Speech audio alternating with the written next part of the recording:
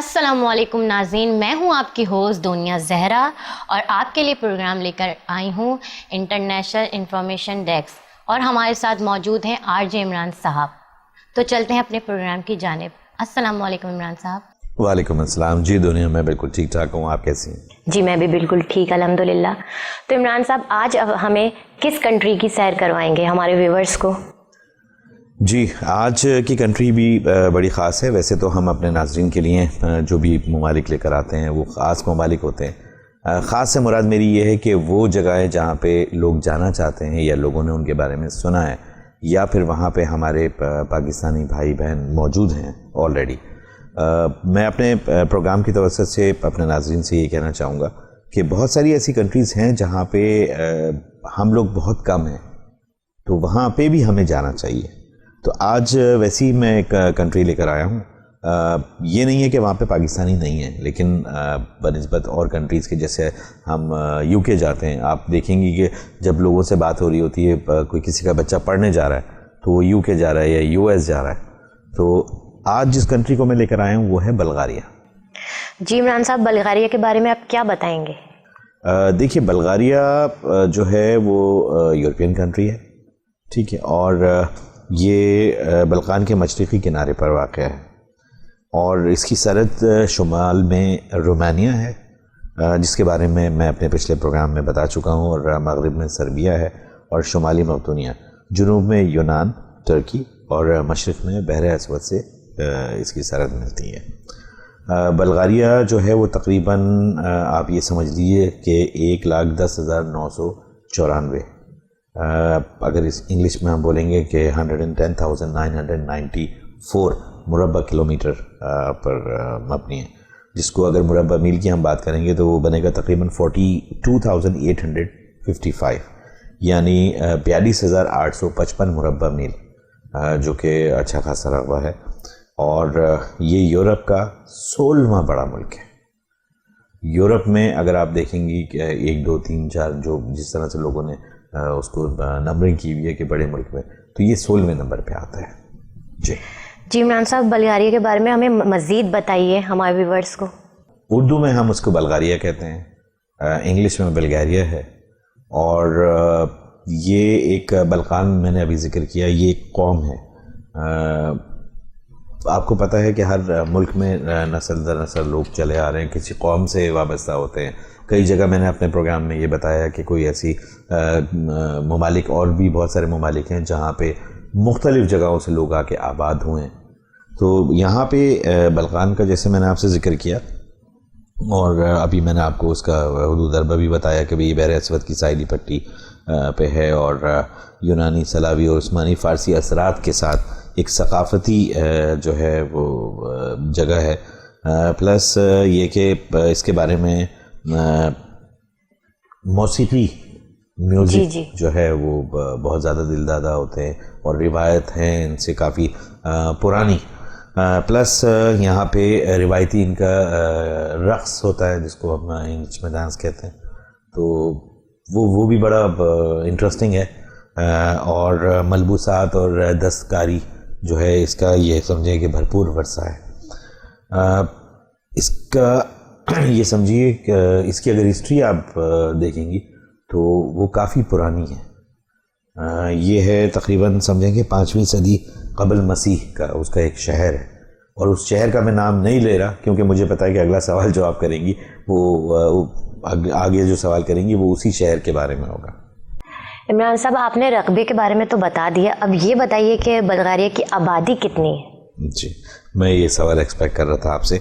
Bulgaria کی آبادی جو ہے وہ 6.927 ملین ہے۔ جی عمران صاحب، بلغاریہ کی کرنسی کیا ہے؟ جیسے مختلف ملکوں میں کرنسی الگ ہوتی ہے، تو بلغاریہ کی کرنسی کیا ہے؟ جی بلغاریہ جیسے ہمارے یہاں پاکستان میں روپیہ چلتا ہے، سعودیہ میں سعودی ریال ہے، انگلینڈ میں برٹش پاؤنڈ ہے، اسی طرح سے اچھا بہت سے لوگ یہ سمجھتے ہیں کہ بلغاریہ کیونکہ یورپ میں ہے تو وہاں یورو چلتا ہوگا۔ یورو تو خیر پورے یورپ میں چلتا ہی ہے، لیکن بلغاریہ کی جو کرنسی ہے وہ بلغارین لیو، LEV، بلغارین لیو۔ ہر ملک کی ایک زبان ہوتی ہے، تو وہاں کی زبان کیا ہے؟ بلغاریہ کی سرکاری زبان کیا ہے؟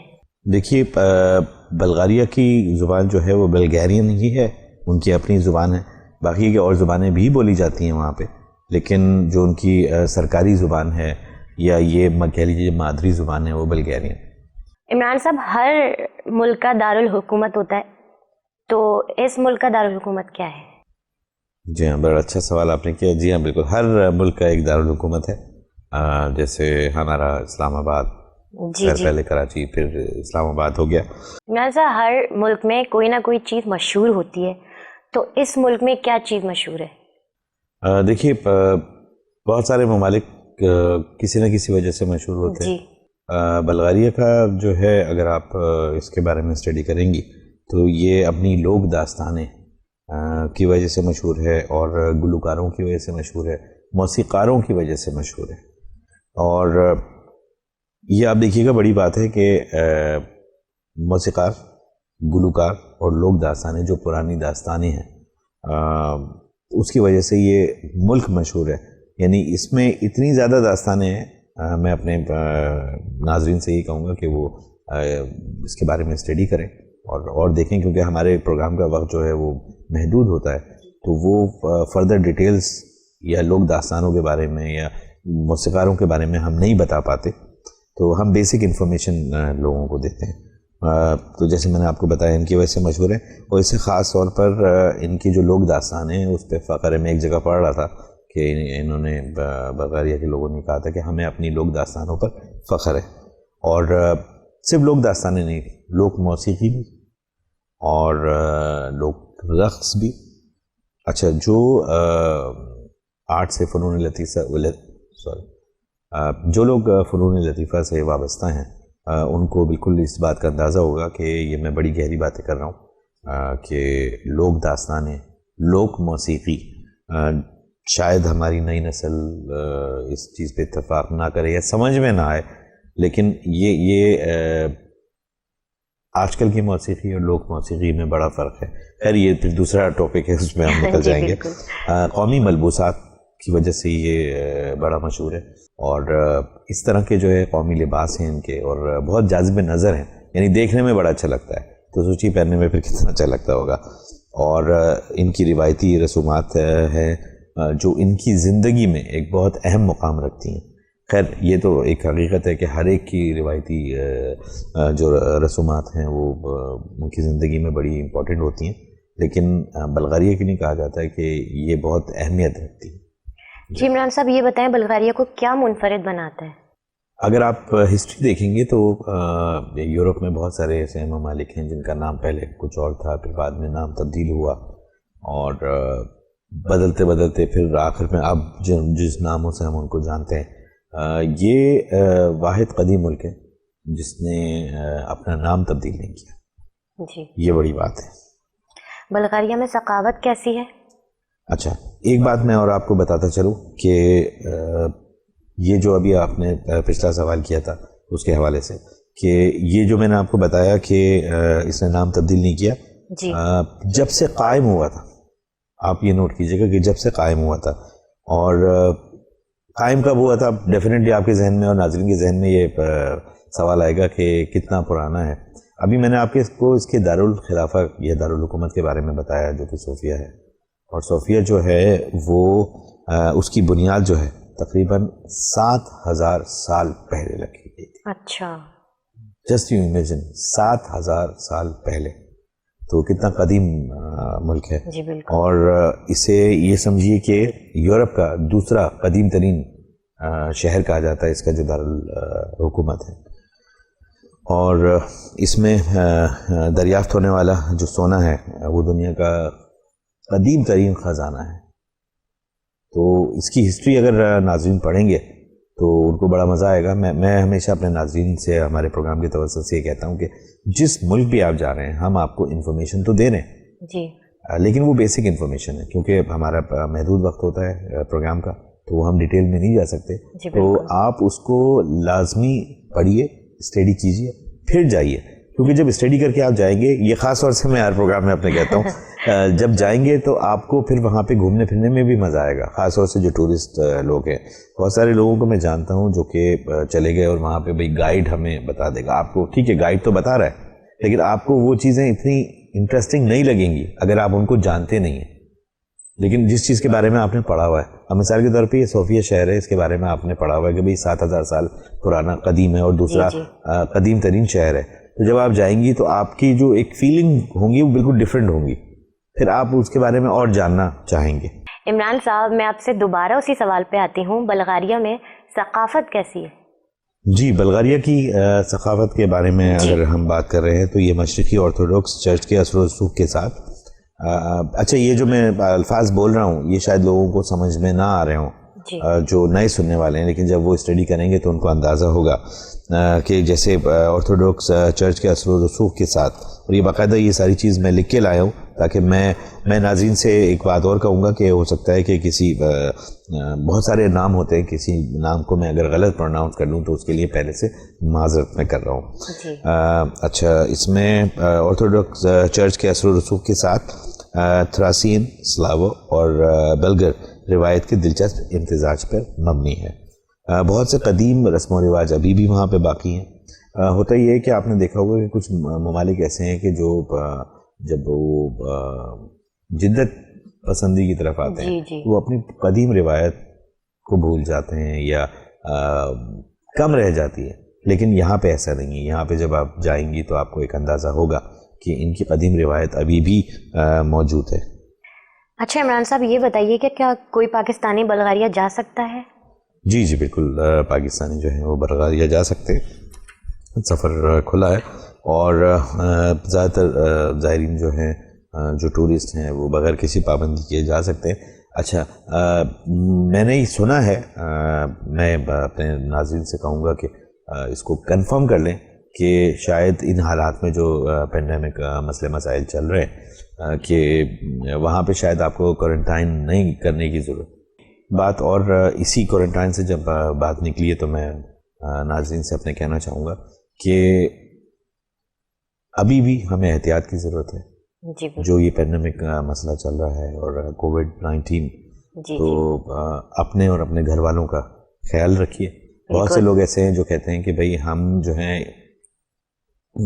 ویکسینیشن کرا لی ہے, لیکن آپ جب باہر نکل رہے ہیں آپ کے گھر والے نہیں نکل رہے ہیں, لیکن جب آپ واپس آ رہے ہیں آپ ہی ہو سکتا ہے خدا نخواستہ اس مرض کو, جس کو کووڈ-19 کہتے ہیں, اللہ نہ کرے گھر میں لے کر آ رہے ہیں. تو آپ اپنا بہت زیادہ احتیاط کیجئے, سوشل ڈسٹینسنگ ابھی بھی رکھیے, غیر ضروری نہ نکلیں, بالکل, اور سینیٹائز کریں, ہاتھ دھوئیں. صفائی نصف ایمان ہے ہمارے مذہب میں ہے.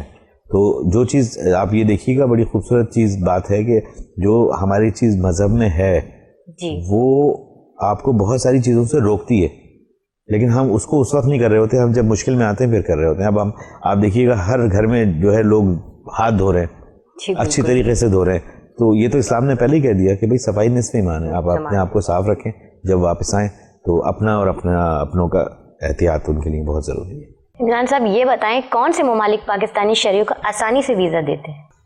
بڑا انٹرسٹنگ آپ نے کوشچن کیا ہے. بہت سارے ایسے ممالک ہیں جو کہ پاکستانیوں کو آسانی سے ویزا دیتے ہیں. میرے خیال میں زیادہ اتنی مشکل نہیں ہوتی, اور کچھ ممالک ایسے ہیں جہاں پہ آپ کو ویزا لینا پڑتا ہے. کچھ ممالک ایسے ہیں جہاں پہ آپ کو آن ارائیول ویزا ہے. آن ارائیول ویزا کس کو کہتے ہیں کہ آپ ایئرپورٹ گئیں, وہیں پہ آپ کو ویزا ملے گا اور آپ کی انٹری ہو جائے گی. اچھا, اس سے قبل آپ کو کچھ ڈاکومنٹیشن, کچھ پریپریشن کرنی پڑتی ہے, جو کہ یہ ہے کہ آپ کو اپنے ہوٹل ریزرویشن بتانا پڑتی ہے کہ بھئی میں نے فلاں جگہ ہوٹل میں جو ہے ریزرویشن کی ہوئی ہے. اور جب آپ کہیں جا رہی ہیں اور رہنے جا رہی ہیں یا گھومنے پھرنے جا رہی ہیں تو لازمی آپ کے پاس آپ کو خرچہ کرنا ہوگا, اس کے پیسے ہونے چاہیے. جی بالکل, اس کا پروف دکھانا ہے آپ کو. یہ 2-4 چیزیں ہیں جو کہ آپ پورا کریں گی تو آن ارائیول ویزا آپ کو مل جاتا ہے. یا پھر یہ چیزیں تو ریکوائرڈ ہیں ہی آپ کو ویزے کے لیے اپلائی کرنے کے لیے, لیکن جیسے میں نے اپنے پچھلے پروگرام میں کہا تھا کہ آپ قطر جا رہی ہیں, آپ قطر نے آن ارائیول ویزا کر دیا ہے گلف میں جو پاکستانیوں کے لیے. آپ وہاں پہ جائیے, آن ارائیول ویزا لے کے اور آپ چلے جائیے. اسی طرح سے اور بھی ممالک ہیں جیسے موریتانیہ ہے, مالدیپ ہے اور کمبوڈیا ہے. جی یہ وہ کنٹریز ہیں. اس کے بارے میں بھی ہم انشاءاللہ آگے پروگرام میں بات کریں گے جب دوسرے پروگرام کریں گے, بلکہ ان کنٹریز پہ بھی ہم پروگرام کریں گے تاکہ ہمارے جو دیکھنے والے ہیں, جو ویورز ہیں, ان کو پتہ چلے. بہت ساری ایسی ابھی کنٹریز ہیں, یقین جانیے گا, جن کا بہت کم لوگوں کو پتہ ہے. اور جب مجھے بھی پتہ چل رہا ہے تو جہاں میں گیا بھی ہوں تو ایک حیرت انگیز چیزیں دریافت ہو رہی ہیں کہ بھئی اچھا یہ جگہ بھی ہے, تو یہاں پہ بھی لوگوں کو بتانا چاہیے. تو اس پہ بھی ہم انشاءاللہ پروگرام کریں گے. تو ہمارے ویورز جو ہے پابندی سے ہمارا پروگرام دیکھتے رہیں تو ان کو پتہ چلتا رہے گا. اچھا, کینیا جو ہے وہاں پہ آپ کو آسانی سے ویزا مل جاتا ہے. اچھا عمران صاحب, یہ بتائیں بلغاریہ کی ویزے کی فیس کیا ہے؟ اچھا, ویزے کے بارے میں آپ کو بتاتا چلوں. ویزے 3 قسم کے ویزے ہیں. اچھا, ایک آپ کا ٹرانزٹ ویزا ہے. آپ کسی ملک جا رہی ہیں اور راستے میں آپ کو اسٹے کرنا ہے. اچھا, اس میں بھی اسٹے 2 طرح کے ہوتے ہیں, ایک شارٹ ٹرم ہے, ایک لانگ ٹرم ہے. شارٹ ٹرم ہے کہ آپ 6 گھنٹے 8 گھنٹے کا اسٹے کر رہی ہیں. اگر آپ کا 12 گھنٹے کا اسٹے ہے تو پھر آپ کو الاؤ کیا جاتا ہے کہ بھئی آپ اس کنٹری میں جا کے, یا اس سٹی کنٹری میں آپ آ گئیں, اب جس کنٹری کی سٹی میں آئی ہیں, ایئرپورٹ سے باہر آپ جا سکتی ہیں, تو وہ آپ کا ٹرانزٹ ویزا ہوگا, جو آپ کا سمجھیں ٹورسٹ ہی کہلاتا ہے. اور ایک ویزا آپ کا ہے ٹورسٹ ویزا. آپ 15 دن کے لیے, 20 دن کے لیے یا 30 دن کے لیے, یعنی 1 مہینے کے لیے جاتی ہیں. ٹورسٹ کیا ہے کہ سیاح ہیں آپ ان کا ملک دیکھنے جا رہی ہیں, گھومنے جا رہی ہیں, اور آپ پھر واپس آ جائیں گی. تیسرا ویزا جو ہے وہ آپ کا امپلائمنٹ ویزا ہے.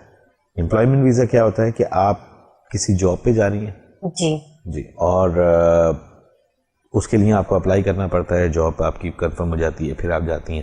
اچھا, چوتھا ایک بڑا امپورٹنٹ اسٹوڈنٹ ویزا. آپ پڑھنے جا رہی ہیں, جیسے بلغاریہ کی ابھی ہم بات کر رہے ہیں, تو میرے ایک بڑے قریبی ہیں جو کہ بلغاریہ میں پڑھ رہے ہیں, اور جی رہتے وہ یورپ میں ہی ہیں, بلغاریہ پڑھنے گئے. تو اسٹوڈنٹس جاتے ہیں باہر پڑھنے کے لیے. تو یہ اس طرح کے یہ ٹائپس ہیں ویزا کی. جی. اور ہم آپ کے سوال پہ آتے ہیں کہ بھئی ویزا فیس کیا ہے. مختلف ملکوں کی مختلف فیس ہے. ان کی اگر آپ ایک ملٹی انٹری ویزا چاہتے ہیں. اچھا, ملٹی انٹری کیا ہے؟ ایک سنگل انٹری ہے کہ آپ ایک دفعہ گئی اور واپس آ گئی, پھر دوبارہ آپ کو ویزے کی ضرورت پڑے گی جی. لیکن ملٹی انٹری کیا ہے کہ آپ بار بار جا رہی ہیں, اس کی ایک مدت ہوتی ہے کہ بار بار آپ کو پھر ویزا لینے کی ضرورت نہیں ہے. ملٹی انٹری ایک دفعہ آپ کو مل گیا, آپ آ جا سکتی ہیں. اچھا, تو اس کی فیس تقریباً, اچھا اس میں یہ ہوتا ہے کہ آپ کو 90 دن کی قیام کی اجازت ہوتی ہے. 90 دن کا مطلب ہے ہم بات کر رہے ہیں 3 مہینے, 30 60 اور 30 90 جی. اور اس کی کیا فیس ہے یہ میں یہی کہوں گا ہمارے ویور سے کہ آپ ویب سائٹ پہ جا کے جو ہے وہ ویزا سیکشن جو بلغاریہ کا ہے وہاں پہ آپ معلومات کر سکتے ہیں, یا سفارت خانے یا قونصل خانے سے آپ ڈیٹیل مل سکتی ہے کہ اس کی فیس کیا ہے. ایک بات اور ہوتی ہے کہ بہت سے لوگوں کے ذہن میں یہ سوال بھی ہوگا کہ ویزا پروسیسنگ جو ہے اس میں کتنا ٹائم لگتا ہے کہ آپ کا ویزا لگنے میں. تو مختلف ممالک کا مختلف سلسلہ ہے. تقریباً یہ سمجھیے کہ 7 سے 10 دن کا ایک ٹینٹیٹو ٹائم پیریڈ ہوتا ہے جس میں آپ کا ویزا لگ جاتا ہے. اور اپروکسیمیٹ ایک آئیڈیا دوں, کیونکہ اب آپ نے سوال کیا ہے کہ بھئی کیا فیس ہوتی ہے, تو یہ سمجھیے کہ تقریباً لگ بھگ $50 کے قریب ہوگی, اس سے زیادہ نہیں ہوتی ہے. ویسے یہ کہ اگر اس سے زیادہ بھی ہوگی تو تھوڑی بہت ہوگی, ورنہ $50 جو ہے وہ ویزا فیس ہوتی ہے. اچھا, ابھی آپ نے اتنی ساری باتیں بتائیں, اب یہ بتائیں بلغاریہ جانے کے لیے کس ویزے کی ضرورت پڑتی ہے؟ دیکھیے یہ ڈیپینڈ کرتا ہے کہ آپ کس لیے جانا چاہ رہے ہیں. جی. ابھی جیسے میں نے ذکر کیا کہ اگر آپ اسٹوڈنٹ ہیں اور اسٹوڈنٹ ویزے پہ جانا چاہ رہے ہیں تو آپ کو اسٹوڈنٹ ویزا لینا پڑے گا. جی. اگر آپ گھومنے پھرنے جانا چاہ رہے ہیں تو ٹورسٹ ویزا آپ کو لینا پڑے گا.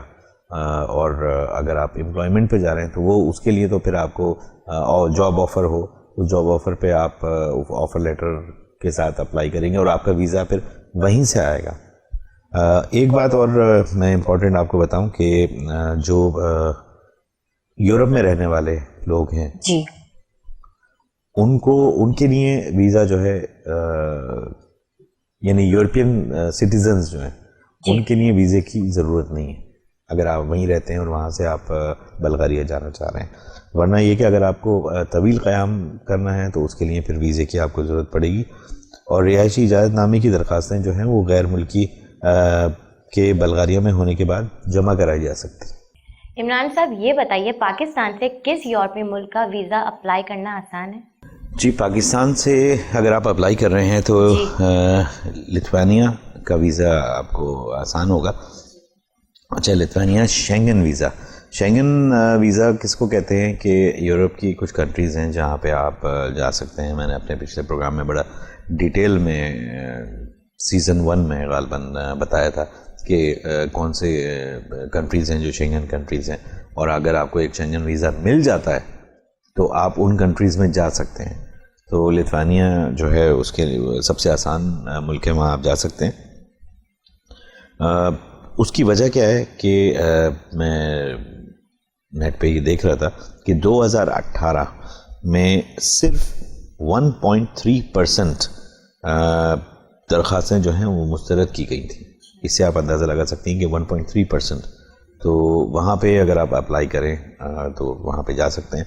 اچھا, اپلائی کرنے سے پہلے میں اپنے ناظرین سے کہوں گا کہ اس کے بارے میں آپ لازمی معلومات دیجیے. آپ جاب کے لیے جا رہے ہیں, آپ پڑھنے کے لیے جا رہے ہیں.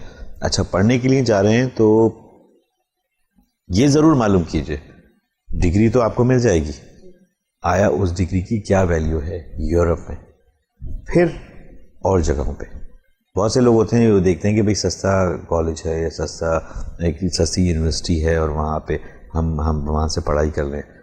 بہت اچھی بات ہے, ہر ایک اپنے بجٹ کے حساب سے کرتا ہے, لیکن وہاں پہ آپ یہ ضرور دیکھ لیجئے کہ اس کی یورپ میں کیا ویلیو ہے. اگر ویلیو نہیں ہے, ویلیوبل یونیورسٹی نہیں ہے اس کی ڈگری, تو آپ کا وقت تو ضائع ہوا, آپ کے پیسے بھی ضائع ہوئے, اور پیسہ دوبارہ آ جاتا ہے, وقت دوبارہ نہیں آتا. جی بالکل. عمران صاحب یہ بتائیے بلغاریہ جاب کے لیے اچھی جگہ ہے یا نہیں؟ جی, بلغاریہ جاب کے لیے اچھی جگہ ہے, اور یہ جو ہے ملک بڑی تعداد میں غیر ملکیوں کو متوجہ کرتا ہے. اس کی وجہ جو ہے اس کی مناسب معیشت اور جو مواقع موجود ہیں پیشہ ورانہ, اور بے روزگاری کی شرح کم ہے وہاں پہ. اصل میں دیکھیے, کسی بھی ملک میں آپ جاتے ہیں تو آپ پہلے یہ دیکھتے ہیں کہ بے روزگاری کی شرح کیا ہے. ظاہری بات ہے کہ جہاں پہ شرح زیادہ ہے وہاں پہ تو کوئی بھی جانا پسند نہیں کرے گا کیونکہ وہاں پہ کام ہی نہیں ہے. ہاں, بلغاریہ ایک اچھی جگہ ہے, آپ وہاں پہ نوکری کے لیے جا سکتے ہیں. پہلے معلومات کیجئے, پہلے دیکھیے کہ کیا کیا مواقع موجود ہیں, کس انڈسٹری میں کام زیادہ ہے, ریکوائرمنٹ زیادہ ہیں, آیا وہ انڈسٹری آپ کی ہے یا نہیں ہے. اگر آپ کی ہے تو پھر اپلائی کیجئے اور بالکل جا سکتے. اچھا عمران صاحب یہ بتائیے بلغاریہ میں رہنا سستا ہے, کیا ہم افورڈ کر سکتے ہیں؟ یہ بہت انٹرسٹنگ سوال آپ نے کیا ہے, اور لوگوں کے ذہن میں یہ ہوتا ہے کہ بھئی یورپ ہے, مہنگا ہوگا. جی, میری کئی لوگوں سے جب بات چیت ہوئی بلغاریہ کے سلسلے میں, جبکہ حیرت انگیز طور پہ بلغاریہ بہت سستا ہے. اچھا جی, اور اچھا یہ جو میری بات ہے, بعض لوگ شاید اس سے اتفاق نہ کریں کیونکہ میرا جملہ مکمل نہیں ہے. بہت سستا ہے اگر کمپیئر کریں دوسرے یورپین ممالک سے. جی, ورلڈ وائڈ نہیں, یورپین ممالک سے اگر آپ کمپیئر کریں گی تو بہت سستا ہے.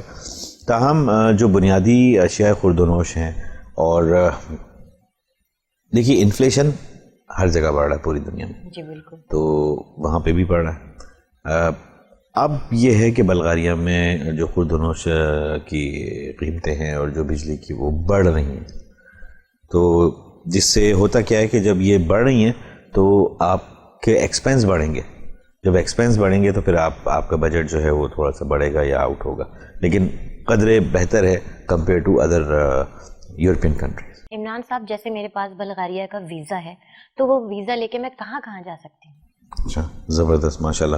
یعنی ابھی ہم نے پروگرام کیا اور آپ نے ویزا لے لیا بلغاریہ کا. ٹھیک ہے, بلغاریہ کا ویزا جو ہے اگر آپ رکھتی ہیں. اچھا, ایک بات جو میں بڑی امپورٹنٹ لکھ کے لایا ہوں یہ ہے کہ بلغاریہ کا ویزا رکھنے والے بغیر ویزے کے کسی بھی 180 دنوں کی مدت میں 90 دن کے لیے رومانیہ, کروشیا اور قبرص کا قانونی طور پہ سفر کر سکتے ہیں. بہت انٹرسٹنگ بات ہے یہ وہ چھوٹی چھوٹی باتیں ہیں جو ہم اپنے ویورز کو بتا رہے ہیں تاکہ ان کے لیے آسانی ہو. بعض دفعہ ایسا ہوتا ہے کہ آپ اس جگہ کو اسٹڈی کر رہے ہیں, اس کے بارے میں معلومات لے رہے ہیں, لیکن یہ ٹیکنیکل چیزیں جو ہیں یہ آپ مس کر جاتے ہیں. جی بالکل. اور بعد میں پھر آپ بعد میں سوچتے ہیں یا پتہ چلتا ہے کہ اچھا یہ اگر ہم یہ کر لیتے تو ایسا ہو جاتا. تو اس لیے ہم بتا رہے ہیں. تو میں پھر یہ آپ کے توسط سے یہ کہوں گا کہ آپ ہمارے پروگرامز کو پابندی سے دیکھیے. جی بالکل. ہر کنٹری کے بارے میں ہم ڈیٹیل میں بتا رہے ہیں, لیکن اس سے زیادہ ڈیٹیل آپ جب خود جا رہے ہوں ڈیٹیل لیجئے. ہر پروگرام کی طرح اس پروگرام میں ایک بات میں اور ریپیٹ کرنا چاہوں گا. مجھے یہ پوچھا گیا تھا کہ عمران صاحب آپ ایک ہی چیز بار بار پروگرام میں کیوں ریپیٹ کرتے ہیں. اس کی وجہ یہ ہے کہ ہمارے ویورز کو کسی بھی طرح سے وہ مس گائیڈ نہ ہو. جی. میں ہر پروگرام میں یہ کہتا ہوں کہ آپ جانے سے پہلے اپنا بجٹ ضرور بنائیے. بالکل. لازمی ہر ایک بناتا ہے, لیکن ہوتا کیا ہے کہ جب آپ وہاں جاتے ہیں اور آپ کے ایکسپنسز زیادہ ہو جاتے ہیں آپ کو پریشانی کا سامنا کرنا پڑتا ہے. دوسری بات یہ کہ آپ کی جو بلانگنگز ہیں, آپ کا جو سامان ہے, جیسے پاسپورٹ یا ٹریول ڈاکومنٹس آپ کے, پاسپورٹ ٹریول ڈاکومنٹ کہلاتا ہے, اس کی بہت زیادہ حفاظت کیجیے. خدا نہ خواستہ اللہ نہ کرے اگر یہ گم گیا تو آپ کو بہت پریشانی کا سامنا کرنا پڑتا ہے. اور خاص طور سے جو ٹورسٹ جاتے ہیں, اگر گم گیا تو آپ کو پھر اس کو بنوانے میں ٹائم لگتا ہے, پھر آپ کا اوور اسٹے ہوتا ہے, پھر بہت زیادہ کمپلیکیشنز ہوتی ہیں. تو ان کا بہت زیادہ خیال رکھیں. بالکل اسی طرح سے جیسے پیسہ ہماری جیب میں اور ہم بڑا خیال رکھتے ہیں جی بالکل کہ کوئی نکال نہ لے, تو اسی طرح سے ٹریول ڈاکومنٹ جو ہیں ان کی بھی بہت زیادہ حفاظت کرنی چاہیے. ایک بات میں اور کہنا چاہوں گا جو ابھی آپ نے سوال کیا کہ بلغاریہ کا جو ڈی ٹائپ ویزا ہے جو 6 یا 12 ماہ کے لیے یعنی 1 سال کے لیے جاری کیا جاتا ہے. یہ بالکل ویسے ہی ہے جیسے آپ ٹرکی جاتے ہیں. میں نے اپنے پچھلے پروگرام میں کہا تھا, تو وہاں پہ آپ کو TRC ملتا ہے, ٹیمپریری ریزیڈنس سرٹیفکیٹ. اسی طرح سے یہ جو ویزے کے ٹائپ ڈی کی میں بات کر رہا ہوں یہ 6 ماہ کے لیے یا 1 سال کے لیے ملتا ہے. تو ان تمام غیر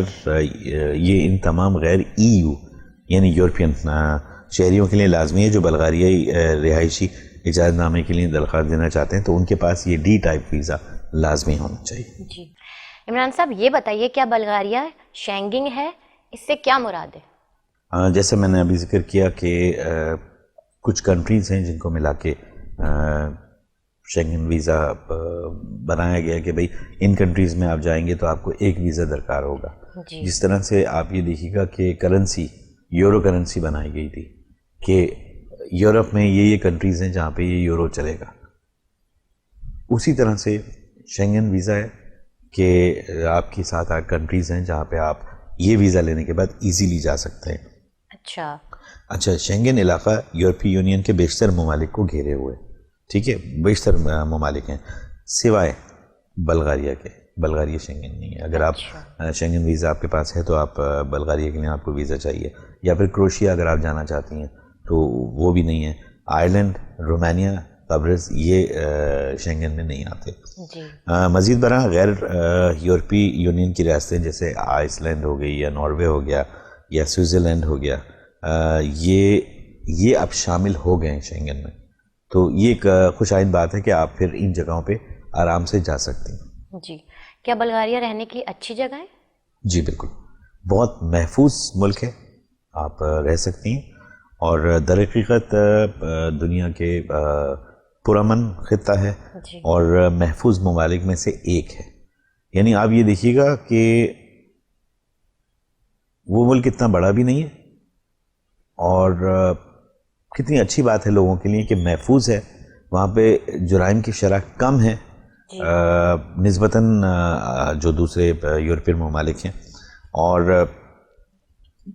فرینڈلی ماحول ہے, لوگ وہاں کے فرینڈلی ہیں. ہر ملک ترقی کرتا ہے اپنی معیشت پہ, بالکل ٹھیک ہے, اپنی عوام پہ, ان کے بیہیویئر پہ. اور سب سے بڑی بات یہ کہ آپ کے ملک میں لا اینڈ آرڈر کتنا ہے. بلغاریہ میں لا اینڈ آرڈر جو ہے وہ بہت اسٹرانگ ہے, جس کی وجہ سے جرائم کی شرح میں بہت زیادہ کمی ہے. تو وہاں پہ خواتین بھی اگر جائیں گی تو وہ بھی آزادانہ جو ہے نقل و حرکت کر سکتی. ہم ابھی 2021 میں اور اگر 2022 میں کس ملک کا ویزا حاصل کر سکتے ہیں؟ دیکھیے اگر آپ کا سوال یہ ہے کہ 2021 میں ہم ہیں جی اور کون سا ملک کا ویزا آسانی سے ہمیں مل جائے گا، جی بالکل، تو وہ 2 ممالک ہیں جی جن کو آپ بخوبی جانتی ہیں، پوری دنیا جانتی ہے اور بہت زیادہ سفر کرتی ہے، اٹلی اور اسپین۔ جی اسپین تو مسلمانوں کی تاریخ رہی ہے، اور انشاءاللہ تعالی ہم اگلے جو پروگرام کریں گے میں ناظرین سے یہ کہوں گا کہ وہ ہم اسپین اور اٹلی پہ ہی کریں گے، یعنی ایک اٹلی پہ کریں گے ایک اسپین پہ کریں گے، تو اس کو دیکھنا نہ بھولیے گا، کیونکہ اس میں جو ہم انٹرسٹنگ باتیں بتائیں گے، آج جیسے ہم نے بلغاریہ کی بتائیں جی اور بڑا اچھا لگا۔ اٹلی دنیا بھر میں مشہور ہے، کس لیے مشہور ہے، کیوں جانا چاہیے، یہ ساری باتیں ہم کریں گے۔